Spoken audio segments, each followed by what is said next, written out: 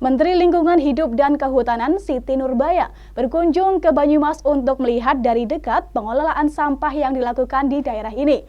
Kunjungan dilakukan di kompleks tempat pembuangan akhir berbasis lingkungan dan edukasi Desa Walahar Wetan, Kecamatan Kalibagor, dan tempat pengelolaan sampah terpadu Gunung Tugel, Desa Kedung Randu, Kecamatan Patikraja, Kabupaten Banyumas.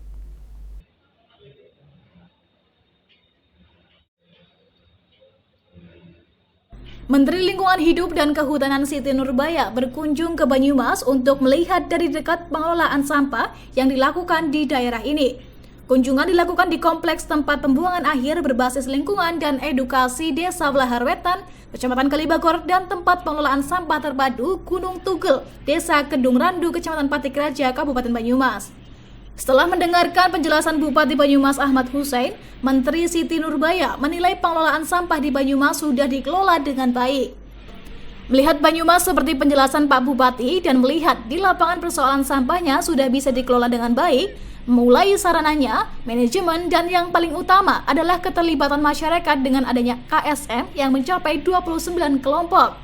Menteri LHK menilai pengelolaan sampah di Banyumas keren. Dengan melihat sarana yang ada sangat memadai, maka patut dicontoh dan pihaknya akan mereplikasikan pengelolaan sampah Banyumas ini secara nasional. Hal tersebut menurut Menteri sebagai tindak lanjut arahan Presiden RI Joko Widodo bahwa semua pihak harus menangani secara tuntas masalah sampah. Siti Nurbaya menambahkan jika melihat contoh TPA BLN di Banyumas, pengelolaan sampahnya berada di satu kompleks dengan berbagai peran aktor itu kelihatannya bisa selesai. Dari TPA BLN tersebut, pihaknya akan cek langkah-langkah untuk dihitung dari segala aspek.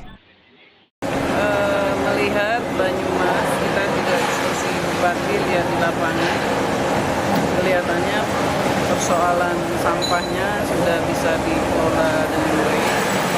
Dari sarananya, manajemen, dan yang paling penting keterlibatan masyarakat dengan KSM seperti ini 29 kelompok.